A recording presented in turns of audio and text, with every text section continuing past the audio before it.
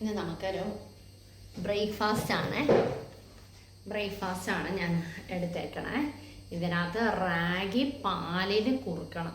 Okay, ആദ്യമേ കുറച്ച് വെള്ളത്തിലൊന്ന് നന്നായിട്ട് കുറുക്കിയിട്ട് പിന്നെ പാലിലേക്ക് മിക്സ് ചെയ്ത് കട്ട പിടിക്കാതിരിക്കാൻ വേണ്ടിയാണ് കുറുക്കി എടുത്തിട്ട് അതിനകത്ത് ഒരു പഴം ആപ്പിളോ, ഞാൻ പഴമായിട്ട് കിട്ടെ, റോബസ്റ്റ പഴം, ആ പഴം, പിന്നെ സീഡ്സ് നട്ട്സ് ഇതെല്ലാം കൂടി ഇടണം.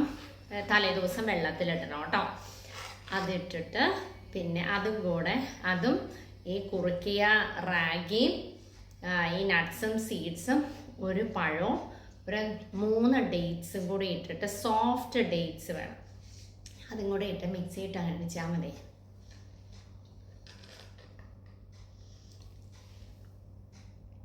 റാഗി എന്ന് പറയുമ്പോഴേക്കും ടേസ്റ്റ് ബുദ്ധിമുട്ടൊന്നുമില്ല. ഡേറ്റ്സ് ഒക്കെ ഇട്ടുകൊണ്ട് ഭയങ്കര ടേസ്റ്റാണ്, ഹെൽത്തിയാണ്, ഫില്ലിംഗ് ആണ്, എന്നാ പറയണേ, ഹെയറിന്, സ്കിന്നിന്, എല്ലാത്തിനും ഉള്ള സാധനങ്ങൾ ഇതിനകത്തുണ്ട്.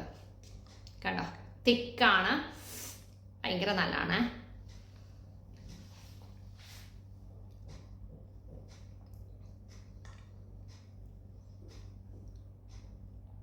എല്ലാ സാധനവും ഇടണം. നട്ട്സും സീഡ്സും, ദാറ്റ് ഈസ് വെരി ഇമ്പോർട്ടൻറ്റ്.